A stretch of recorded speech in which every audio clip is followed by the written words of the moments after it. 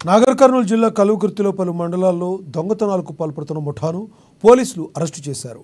వాహన తనిఖీలు చేస్తుండగా ఓ కారులో అనుమానాస్పదంగా కనిపించిన వ్యక్తులపై అనుమానంతో వెల్దండ పోలీస్ స్టేషన్కు తరలించి విచారించగా అసలు విషయం తెలిసిందన్నారు.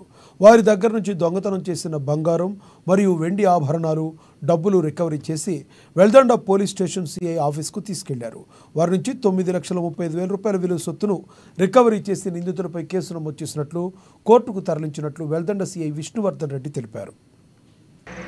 ఎస్పీ గారి ఆదేశాల మేరకు పండుగల నేపథ్యంలో రెగ్యులర్గా ఎస్బీ డేలు దొంగతనాలు జరుగుతున్నాయని సర్ప్రైజ్ వెహికల్ చెకింగ్ చేస్తున్న తరుణంలో మార్నింగ్ 9 గంటల ప్రాంతంలో ఒక అనుమాన కారులో ఎర్టిగా కారు TH07KE943 అనే ఎర్టిగా కారులో శ్రీశైలం మిక్స్ రోడ్ దగ్గర ఆపగా అందులో 4 అనుమానాస్పద వ్యక్తులు కనబడ్డారు. వారిని ఎఫ్టీఏగా వాళ్ళ దగ్గర అనుమానాస్పదమైన దొంగతనం చేయడానికి ఉపయోగించే వస్తువులు కనబడ్డాయి. వారిని సిఐ ఆఫీస్ తీసుకొచ్చి విచారించగా వాళ్ళని వెరిఫై చేయగా వాళ్ళ దగ్గర కొన్ని దొంగలించబడిన వస్తువులు దొరికినాయి.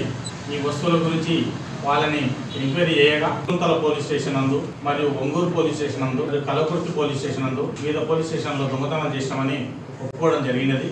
వీరి గత రికార్డును చూస్తే గూడల మాణిక్యం అని ఇతన్ని మణి అంటారు. ఇతని వికారాబాద్ బంట్వారం దగ్గర విలేజ్.